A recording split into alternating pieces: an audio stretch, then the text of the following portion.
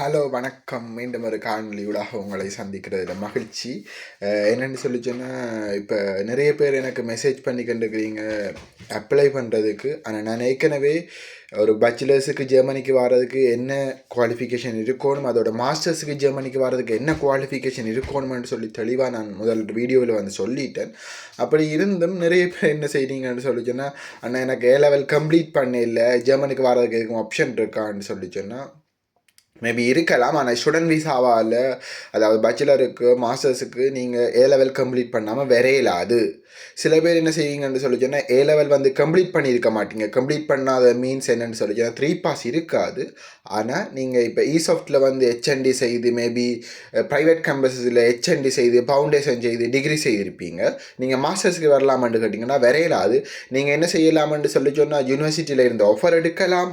ஆனால் வீசா வந்து என்ன செய்யுது, எம்பசிக்கு போய்க்குள்ள வந்து வீசா வந்து தரமாட்டார்கள், வீசா வந்து ரிஜெக்ட் பண்ணுவார்கள். ஸோ நீங்கள் அப்படி ஒரு ட்ரை ஒன்று கொடுத்தீங்கன்னு சொல்லி சொன்னால் அது வேஸ்ட்டாக போயிடும். ஸோ வேறு வழியில் நீங்கள் என்ன செய்யலாம்னு சொல்லி சொன்னால் B1 எடுத்து இங்கே ஹவுஸ் பில்டிங்கு அப்படி ஒரு கோர்ஸை போட்டு என்ன செய்யலாம்னு சொல்லி சொன்னால் வரலாம். அது வந்து நல்ல சான்ஸாக இருக்கும். இல்லையான்னு சொல்லி சொன்னால் மற்றது வந்து பச்சுலஸுக்கு வாராக்கள் வந்து ஐஎல்ஸ் இல்லாமல் எப்படி வாரன்னு சொல்லிச்சுன்னா வரவே இயலாது. பச்சுலஸுக்கு வாராக்கள் ஐஎல்ஸ் இல்லாமல் வர இயலாது. அப்படி ஐஎல்ஸ் எடுக்க கஷ்டம்னு சொல்லிச்சுன்னா நீங்கள் என்ன செய்யலாம்னு சொல்லி ஜெர்மன் லாங்குவேஜ் வந்து என்ன செய்யலாம்னு சொல்லிச்சோன்னா A to B1 வரைக்கும் எடுத்தீங்கன்னு சொல்லிச்சுன்னா ஜெர்மனில் இங்கே படிப்பிக்கிற ஒரு பச்சுலர் கோர்ஸுக்கு நீங்கள் என்ன செய்யலாம்னு சொல்லிச்சோன்னா அப்ளை பண்ணி வரலாம். அப்போ நீங்கள் IELTS இல்லாமல் பச்சுலர்ஸுக்கு வர இயலாது. அப்படி வரணுமென்று சொல்லிச்சோன்னா ஒரே ஒரு ஆப்ஷன் வந்து என்ன செய்யணும், ஜெர்மன் லாங்குவேஜ் ப்ரொஃபிஷியன்சி வந்து என்ன செய்ய வேணும்னா காட்ட வேணும். அதே மாதிரி மாஸ்டர்ஸுக்கு வராக்களுக்கு ஏற்கனவே சொல்லிட்டேன், A level வந்து ஒரு நல்ல ரிசல்ட்ஸ் எடுத்து நீங்கள் யூனிவர்சிட்டிக்கு போய் ஒரு 3 year or 4 year டிகிரி முடிச்சிருக்க வேணும்.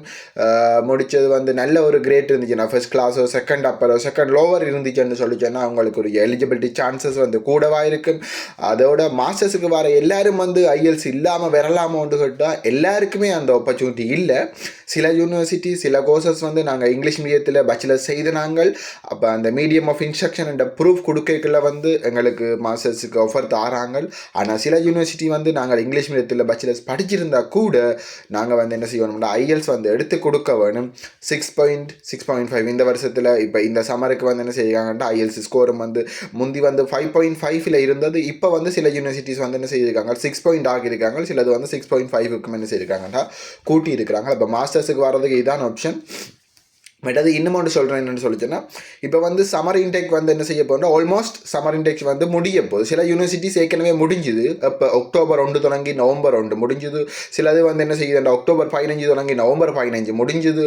சிலது வந்து நவம்பர் 30 வந்து முடிய போகுது. சிலது வந்து டிசம்பர் 30 வந்து முடிய போகுது. அப்போ நீங்கள் என்ன செய்வீங்கன்னு சொல்லிச்சுன்னா, இனி அந்த இருக்கிறது ஒரு கொஞ்ச காலம். அந்த கொஞ்ச காலத்துக்கு வந்து நீங்கள் ஜூனியர் சிஸ்டருக்குள்ள உங்களோட டாக்குமெண்ட்ஸை சப்மிட் பண்ணி ஜூனியர் சிஸ்டரில் ரிப்ளை வர்றதுக்கு வெயிட் பண்ணிங்களா. அது மேபி 3 weeks எடுக்கும். இல்லைன்னு சொல்லி 3 weeks விட கூட எடுக்கும். அந்த VPD டாக்குமெண்ட் எடுத்து இனி VPD டாக்குமெண்ட் வரைக்குள்ள வந்து என்ன செய்யுமான்னு சொல்லிச்சோன்னா VPD டாக்குமெண்ட் எடுத்து தான் நீங்கள் என்ன செய்யணும்னா யூனிவர்சிட்டி போர்ட்டலில் சில யூனிவர்சிட்டிஸுக்கு அப்ளை பண்ணி பேச்சுலர்ஸுக்கோ மாஸ்டர்ஸுக்கோ வந்து ஒப்பர் எடுக்கலாம். அப்போக்கு வந்து என்ன செய்யும்னா அந்த யூனிவர்சிட்டி போர்ட்டலில் இன்டேக் வந்து என்ன செய்யும், க்ளோஸ் ஆகிடும். அப்போ நீங்கள் டைமை இப்போ இனிமேலும் அதாவது கடைசி டைமில் வந்து அப்ளை பண்ணி ஆஃபர் எடுத்து கொண்டு போய் என்ன செய்வீங்க, டக்காண்டு உடனே வீசாக்கு அப்ளை பண்ணுங்க. வீசாக்கு அப்ளை பண்ணிங்கன்னா அங்கே ஏற்கனவே ஒரு பெரிய ஒரு கியூ நிற்கும். அப்போ அந்த பெரிய கியூவில் நீங்கள் கடைசியாக நிற்கல கிட்டத்தட்ட பிறகு நீங்கள் என்ன செய்வீங்கன்னு சொல்லி சொன்னால் கடைசி நேரம், அதாவது இப்போ உங்களோட யூனிவர்சிட்டி வந்து மேபி மார்ச் 15 துவங்க போது. அதை நீங்கள் சில வேலை என்ன செய்வீங்கன்னா February 15 இல்லாட்டி February 1 வந்து வீசாக்கு அப்ளை பண்ணிக்கல பிளாக் மணி, அதாவது 42 லட்சம் ரூபா ஒரு பெரிய ஒரு காசு ஒன்று போடுவீங்க.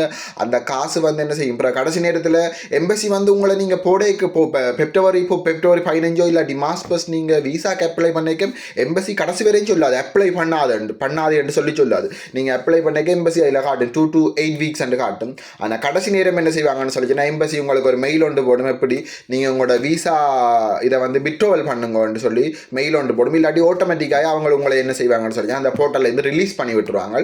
அப்போ நீங்கள் என்ன செய்யணும், திருப்பியும் அந்த காசை வந்து சில பேர் என்ன செய்வீங்க, இப்போ அடை வச்சோ இல்லாட்டி ரிலேஷன்ஸ்கிட்ட வாங்கியோ இல்லாட்டி வட்டிக்கு வாங்கியோ அந்த காசை போட்டு அதில் ஒரு திருப்பி இங்கே போட்ட காசை வந்து நீங்கள் திருப்பி எடுக்கல உங்களுக்கு தெரியணும் என்ன. இப்போ ஒரு யூரோ வந்து 355 யூரோ வந்து அந்த செல்லிங் ரேட்டில் போய் அப்புறம் திருப்பி வந்து பையிங் ரேட்டில் எடுக்கக்குள்ள வந்து அந்த மணி எக்ஸ்சேஞ்சில் கிட்டத்தட்ட ஒரு கொஞ்சம் காசு வந்து நீங்கள் என்ன செய்வீங்கன்னா அதில் லொஸ் பண்ணீங்க ஒரு 2-3 lakhs வந்து என்ன செய்ய வேணும்னா லொஸ் பண்ண வேண்டியது. அதுக்கு தான் நான் சொல்கிறேன் என்னென்னு சொல்லிச்சேன்னா லாஸ்ட் மினிட்ல வந்து அப்ளை பண்ணாதீங்க, வெயிட் பண்ணுங்க. அடுத்த விண்டருக்கு வடிவா நிறைய யூனிவர்சிட்டிஸ் ஜெர்மனை பொறுத்த வரைக்கும் ஒரு 80% யூனிவர்சிட்டிஸ் வந்து விண்டருக்கு என்ன செய்யுமாண்டா ஓப்பன் ஆகும். அப்போ நிறைய சான்சஸ், நிறைய கோர்சஸ் உங்களுக்கு ஓப்பன் ஆகும். அப்போ ஒரு பயம் இல்லை, வடிவாக நீங்கள் அப்ளை பண்ணலாம். உங்களுக்கு நிறைய காலம் இருக்குது, டாக்குமெண்ட்ஸை கலெக்ட் பண்ணுங்க. அதோட நீங்கள் ஐஎல்ஸ் இல்லைன்னு சொல்லி சொன்னால் ஈவன் நீங்கள் பேச்சுலர்ஸ் வந்து இங்கிலீஷ் மீடியத்தில் கம்ப்ளீட் பண்ணினா கூட எம்ஓஐயை எம்ஓஐயை மட்டும் நம்பிக்கொண்டு இருக்காமல் ஒரு ஐஎல்ஸ் எடுத்து 6.5 வச்சுருந்தீங்கன்னு சொல்லி சொன்னால் நிறைய யூனிவர்சிட்டிஸ் உங்களுக்கு ஆப்ஷனில் இருக்கும், நிறைய கோர்சஸ் இருக்குது உங்களுக்கு ரிலேட்டட். பேச்சுலர்ஸில் நீங்கள் எந்த கோர்ஸ் எடுத்து செய்றீங்களோ அது ரிலேட்டடான கோர்ஸை மாஸ்டர்ஸில் செய்யலாம். உங்களுக்கு ஒரு இண்டஸ்ட்ரியல் எக்ஸ்பீரியன்ஸ் இருக்கும், அந்த இண்டஸ்ட்ரியல் எக்ஸ்பீரியன்ஸுக்கு ரிலேட்டடான கோர்ஸை நீங்கள் மாஸ்டர்ஸில் செய்யலாம். ஸோ நீங்கள் ஐஎல்சி எடுங்கோ. அதோட இன்னும் ஒரு விஷயத்தை நான் என்ன சொல்லணும்னு சொல்லி சொன்னால், நீங்கள் வீட்டில் சும்மா இருக்கிறீங்க, அதாவது ஜெர்மன் ஆப்பர்ச்சுனிட்டி அடுத்த விண்டர் வரைக்கும் வெயிட் பண்ணி கண்டுக்கிறீங்கன்னு சொல்லிச்சுன்னா அந்த டைமை மேக்ஸிமம் நீங்கள் ஜெர்மன் டச் படிக்கிறதுக்கு யூஸ் பண்ணிக்கொள்ளுங்க. A1 எடுங்கோ, A2 எடுங்கோ, B1 எடுங்கோ. அங்காலையும் நீங்கள் எக்ஸாம் எடுக்கலாம். நீங்கள் கலைக்கு அதாவது ஸ்போக்கன் ஸ்கில்ஸை வந்து என்ன செய்யுங்க, இங்கே வந்து கூட்டிகிட்டு வந்தீங்கன்னு சொல்லி நீங்கள் அந்த ஒரு மாதத்துக்குள்ளேயே என்ன செய்யலாம்னு சொல்லிச்சுன்னா நீங்கள் வந்து பார்ட் டைம் ஜெர்மனில் வந்து ஃபைன் பண்ணிக்கொள்ளலாம். பார்ட் டைம் எடுத்தீங்கன்னு சொல்லிச்சுன்னா அப்புறம் இங்கால சர்வை பண்ணுறது வந்து உங்களுக்கு என்ன செய்ய வேண்டாம் ஈஸியாக இருக்கும். பிறகு இங்கே வந்துட்டு வீட்டுக்கார்ட்ட காசை நம்பி இருக்க வேணும்னு சொல்லி எந்த ஒரு தேவையுமே இருக்காது. ஸோ இருக்கிற டைமுக்கு மேக்ஸிமமாக எஃபர்ட் போட்டு ஜெர்மன் டொச்சை படிச்சுட்டு வந்தீங்கன்னு சொல்லிச்சுன்னா சரியான வேர்த்தாக இருக்கும். ஆனால் படிக்காமல் இங்கே வந்துட்டு பார்ப்போம், இங்கே வந்துட்டு டொச் படிக்கலாம்னு சொல்லி இங்கே வந்தீங்கன்னு சொல்லிங்கன்னா சரியாக கஷ்டப்படுவீங்க. நீங்கள் அதை வந்தால் பிறகு எக்ஸ்பீரியன்ஸ் பண்ணுவீங்க. ஆனால் அதுக்கு வர முதலே நான் சொல்கிறேன், இப்போ இன்னும் வடிவாக ஜோதிச்சு கொள்ளுங்க. இந்த சம்மருக்கு நான் இந்த மார்ச்சுக்கு இடையில் வரணும், இந்த ஏப்ரலுக்கு இடையில் ஜெர்மனிக்கு போய் இறங்கணும்னு சொல்லி பாஞ்சு விழுந்து காசை அடைய வச்சு கடனை மாறி இங்கே வந்து பிறகு கடைசியாக இங்கே வரமாட்டீங்க.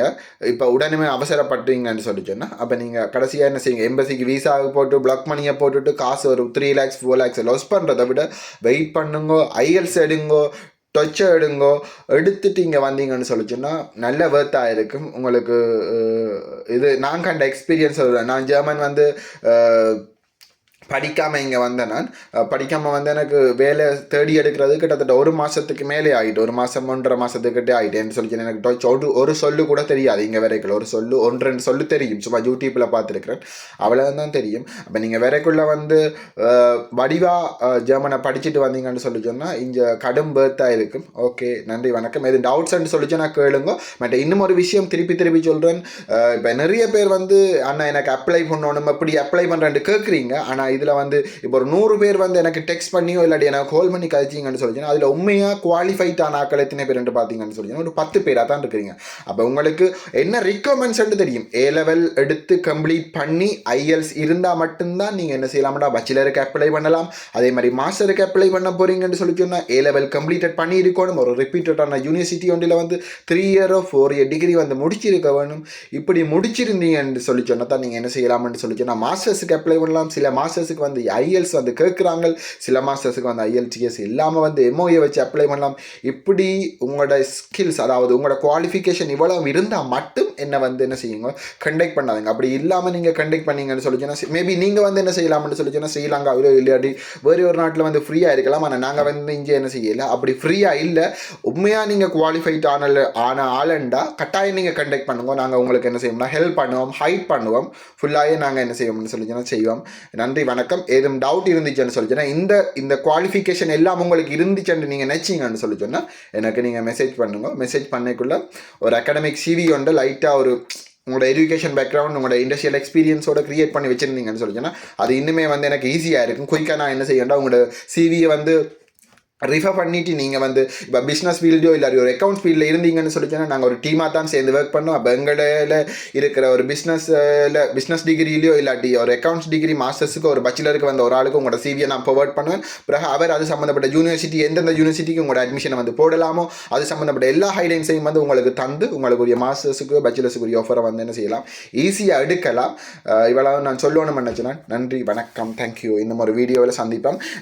இன்னும் ஒரு விஷயம் என்னென்னு சொல்லிச்சுன்னா இப்போ ஜெர்மன் ஸ்டூடெண்ட் வீசாவோ இல்லாட்டி ஜெர்மனில் நடக்கிற இனி நான் என்ன செய்வேன்னா ஜெர்மனில் எப்படி அதாவது ரியாலிட்டி வேர்ல்டு என்ன மாதிரி இருக்குது, நீங்கள் ஸ்க்ரீனில் பார்க்குற ஜெர்மன் வேர்ல்டு என்ன மாதிரி இருக்குதுன்ற மாதிரியான வீடியோ எல்லாம் நான் தொடர்ந்து போடுவேன். அப்போ நீங்கள் என்னோட தொடர்ந்து டச்சில் இருக்கணும்னு சொல்லி சொன்னால் என்ன ஃபாலோ பண்ணிக்கிட்டுங்க, இந்த சேனலை சப்ஸ்கிரைப் பண்ணி சப்போர்ட் பண்ணுங்க. நன்றி, வணக்கம்.